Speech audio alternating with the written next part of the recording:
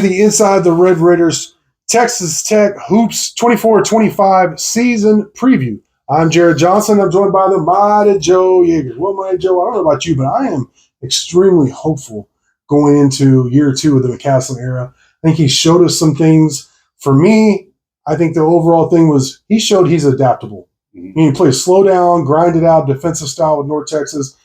One bigger than I think they've ever seen there in that style. Came to Texas Tech, saw his roster, played an up-tempo offensive style, got to the NCAA tournament, and was a factor in the Big 12. What was your overall takeaway of McCasland, his job he did in the first year, and then what are you expecting year two? Yeah, I mean, I'm convinced he's the real deal. You know, he's a good coach. He really is, and I think he's a good coach for the long haul. I don't think it's a one-shot deal where, all right, he had a good season, made the NCAA tournament, and they're going to slip down, and you're going to see Tech, approach the Billy Clyde years or something like that. I mean, under Grant McCasland, that's not going to happen. I mean, they're going to consistently be a factor in the toughest conference in America, and it is. We say it every year, man. But it's even tougher now. It just seems to get tougher all the time, and it's just going to be brutal. You could be an absolutely superb basketball team and be mid-pack. You could be top 20 in the country in mid-pack in this conference. No doubt. I mean, seriously. That's the case. And, you mentioned that he can go a couple of different ways. He can grind it out style at North Texas, adapts to the roster, is a much more up-tempo offensive style. I think what he wants to do is meld those two things this year. And he wants to get a heck of a lot better on the defensive end, but still have that offensive efficiency. And so that's going to be really the key here, the defense. Because, I mean, look, offensively, they're going to be really a handful again. For shooters, there are guys who can really fire the rock. I mean, Tech was a really good shooting team last year, and they are going to be again. You got Kerr and Walton. You got Chance McCarty. Chance McMillan, excuse me.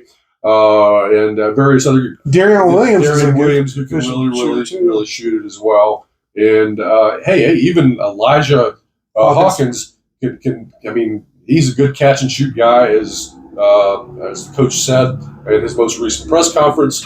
And Christian Anderson is another guy, a freshman who's come in. He can shoot the rock as well. You're going to be able to space the court with all these guys who can really shoot. And then on top of that, and I think this is something that's really not gotten anywhere near the attention it should, is Elijah Hawkins is the number one returning assist man in college basketball. Yeah, that's great. I mean, that's a pretty big deal. Yeah. And I look at national media and so forth and so on, and there just hasn't really been much recognition about that. I mean, and when people talk about Texas Tech's incoming transfers and so forth, the top name that pops up is JT Toppin. Which makes sense, though. And he's really good. He's a great player. And I can understand that. But, I mean, don't overlook the importance of Hawkins and his ability to distribute the basketball with all these shooters, and admittedly, Toppin inside, providing an inside presence as well. You've got potentially a really balanced offense and a point guard who can really run the offense and show and make sure that everybody gets involved. Yeah. So it's going to be really hard for anybody to stop this team on a consistent basis. So if you can get better on the defensive end, then you're getting to what the coach wants to have as sort of an ideal basketball team, that great defense and the offense as well that you had last year. And I understand, I get the feeling that maybe it's a little bit of a work in progress at this point. They're going to be better on the glass. Yeah. In a large part because of Toppin, who's a monster rebounder. And Darian Williams is also a tremendous rebounder at 6'6". Yeah. They're going to be better on the glass because of that. And if you're really good on the defensive glass, that makes you stronger on defense. If you're not rebounding, then you're not playing defense. Right. So they're going to be better in that regard. And as well, Toppin is a good shot blocker. So you're going to have some rim protection. Federico is another guy who can block some shots. So there is hope that from those standpoints, you're going to be better defensively. But I think what he's looking for right now is somebody who can really guard the ball at the point of initiating the offense, a stopper at the guard position. On-the-ball defender. Like a top-tier on-the-ball defender. That's right. And he mentioned in his most recent press conference that Joe Toussaint was really good at that he was last great, year. yeah. And that's where he's going to be missed for the most part. I mean, Hawkins and Anderson are the guys you're going to be plugging in at the point guard position, and they're going to help Tech on offense be a lot better. But you lose something perhaps defensively. So can you find somebody? Could it be Kevin Overton? Yeah, is that somebody? I think you wrote about that recently, and that was a really good point. Yeah, and that's what I was going to bring up. How'd you figure that out, man? I read your story. I read the Mighty Joe Yeager stuff. Yeah, and so he's got the tools for it. I mean, he's like a 6'5" guy, 210, something like that. Long arms, athletic. I think he can do the job. He's got all the tools for it. Mm-hmm. It's just a mental thing. As Coach McCaslin said, you got to find somebody who wants to dig in on the defensive end, possession after possession after possession, and who realizes how important that is. And so much that is just want to. If Overton is the guy who has that sort of mentality and that kind of tenacity, then that could be the piece that makes this a very special team. I'm interested to see, who do you think is going to start? I mean, Darren Williams is going to start. JT Toppin's going to start. Probably Federico. Mm-hmm. So Elijah Hawkins at point. So who's the starting two guard? Is it Chance McMillan? Is it Kevin Overton? Is it Christian Anderson even? Who there's been several reports that he's lit it up since he's been at Tech in terms of in practice and everything. Now that doesn't always translate, but I mean he was a high caliber recruit. And I mean, it's not like an offensive lineman going to a football team trying to play as a true freshman. Right. I mean, we see freshmen show out like year one a lot. So in basketball, does Christian Anderson have a chance of starting? Yeah, my guess is it's going to be sort of by committee. Okay. For the fifth position. All of those guys will probably start at some point this year, I think. Okay. I believe that McMillan, from a standpoint of being a returner. Coach McCaslin really values returners. I think all coaches do in this age where there's so much roster turnover. You really appreciate it when you have guys coming back. And there's probably even more of a sense than usual of wanting to reward and encourage that. So my guess is that McMillan probably starts at least early in the season. But those other two guys, Anderson and Overton, are going to play an awful lot as well. And it's going to be a case of matchups as well. Yeah. And if Overton could develop into that stopper, then at some point he probably becomes your starter. I don't know if that's going to be sooner or later, but I would hope it happens at some point. And then you got a microwave type guys coming off the bench, and McMillan and Anderson as well. Yeah. So to provide burst. That doesn't sound like a bad deal to me. And McMillan, he thrived in that six-man role, and he played the meaningful minutes down the stretch in a lot of those games. You know what I mean? So you would like to. He wasn't offended by it last year. He thrived in that role. It seems like it does seem like a good guy. A couple of things about Overton that just in watching his highlights, I believe at Drake before coming over and looking at his stats is he is a very good finisher in the paint compared to most 6'4", 6'5" type guards. Like he has a variety of moves, and he's not like jump out of the gym athletic, but really crafty. Like that was just something I wasn't expecting. That was just kind of added bonus.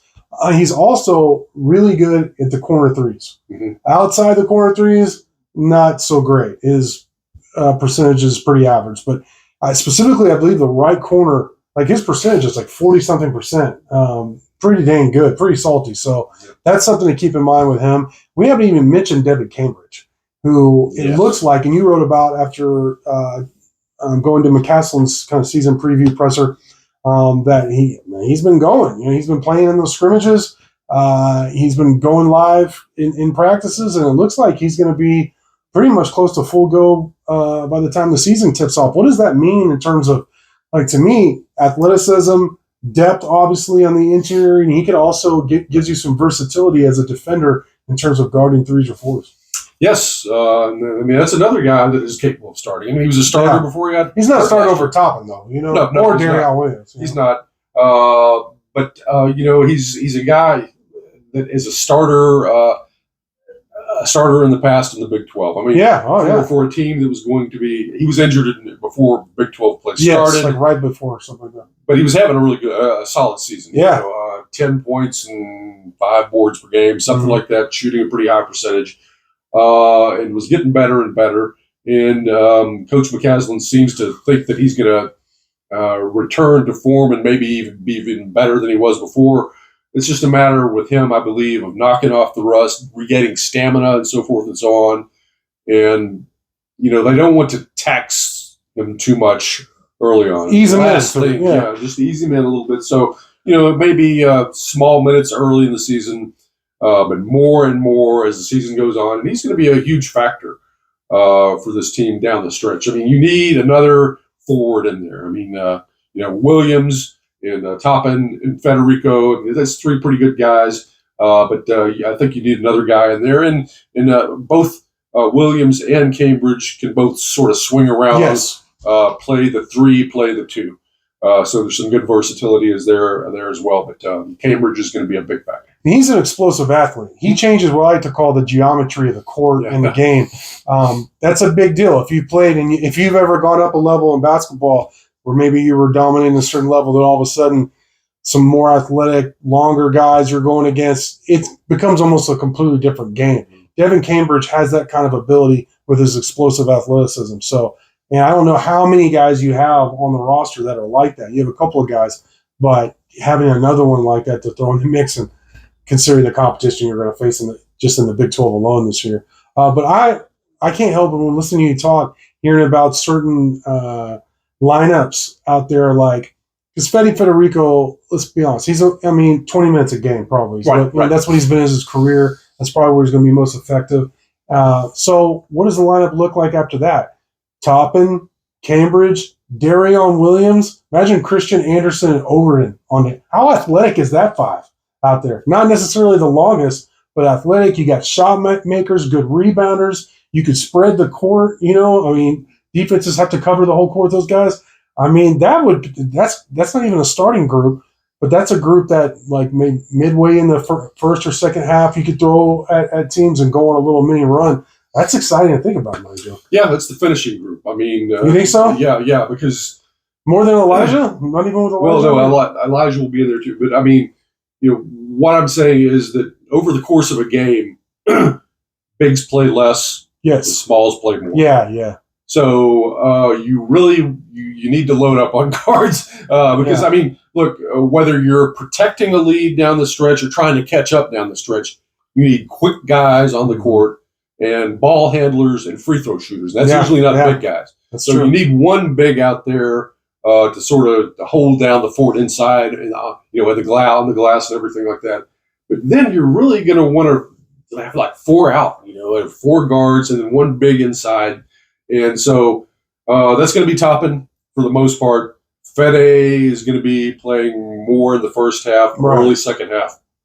But then you're going to see the 4-1 lineup more and more. Yeah. Hawkins is going to – you could look. It's going to be Toppin, Hawkins, and Darion Williams are going to be on the court just about all the time. Those are 3 guys who are potential all Big 12 type players. Yeah. And if you know the talent and depth in this conference, then you know how good you have to be to be considered an all-conference sort of player in the Big 12. So those guys are going to be in there just about all the time. I expect them to be playing well over 30 minutes per game. And then it's just kind of who else, what other guards you want to plug in there with them, who's hot on any given time. Again, we talk about Overton defensively. That's very valuable down the stretch as well. So he could be soaking up a lot of minutes. We haven't even mentioned Kerwin Walton. Oh, wow. Yeah. Speaking of shooters, we should have mentioned we were talking about shooters. Yeah, this is a 6'5" guard veteran. Yeah. Played the college game forever, and he does some good things as well. I mean, and they're loaded. It's gonna. I can't wait. Tuesday night. It's Bethune Cookman, but still, they get things started at the USA. Man, what's your final thought? What's the Mighty Joe Yeager's final thought on Texas Tech basketball this year? Well, I mean, just from what I saw in practice of them, I was impressed with the quickness of this team. All right, extremely quick team, and I know that McCaslin is concerned with the defense. But again, in this glimpse that I got, there was a lot of intensity on the defensive end in that short stretch that I saw. So, defense, a lot of it is about effort. I mean, if you can inculcate that, the effort factor in there, with that quickness. And I'll tell you, the depth of this team is going to be interesting because you have a higher quality roster. Oh, yeah. Basically 1 through 8, 9 than you did last year. You overall have more talent. And that's going to be fine. That's going to be good enough to get you through, assuming no injuries of any major sort. You're down 2 scholarship players. You didn't fill 2 scholars, right? So those are vacant. So that leaves you a little bit of thinness on the bottom end. But I mean, staying healthy for this team is going to be very important. If they do, they have the quality of depth, in your rotation that you're not going to have a huge drop off from 1 to 8. The 8 guy to the 1 guy isn't going to be a massive drop. So you're going to be able to roll in with those 8 guys or so and be very, very good. As long as you don't suffer any major injuries through this, then your depth should hold up.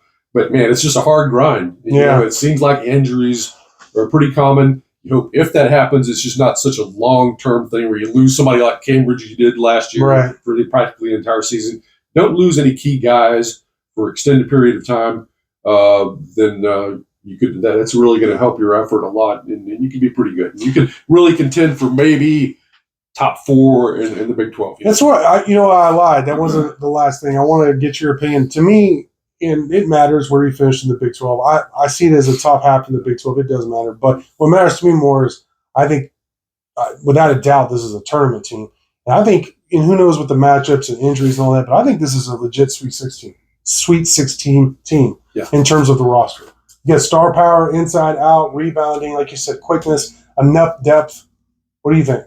Yeah. That's I don't want to put a cap on the ceiling too much and say you couldn't potentially do. Who knows what's going to happen? I mean, basically, any team from the Big 12 that makes it into the NCAA tournament, assuming that they don't just barely sneak in and they're really limping in down the stretch and some odd deal like that, every team in the Big 12 that makes it is going to have the potential to do some damage there.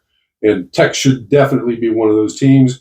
And it really doesn't matter too much whether you win the title or you finish maybe 5th or 6th. Yeah, that's kind of where I'm at on that. I think that's kind of what you were getting at a little bit. I mean, as long as you're in that upper echelon of the Big 12, any of those teams are potential Final Four teams. And I'm not saying Tech is a Final Four team, but it wouldn't be out of the question. Look at the 2019 team. Picked 7th in the preseason Big 12 when the conference wasn't quite as tough then, and they make it to the championship game. So, hey. Crazier things have happened. You get the right draw, right matchups, of course. And bottom line is what we're trying to tell you is it's a talented roster. We have high expectations. Mighty Joe has high expectations. You should pay attention for sure. Great stuff from you as always. Thank you. Thank you all for watching, and until next time.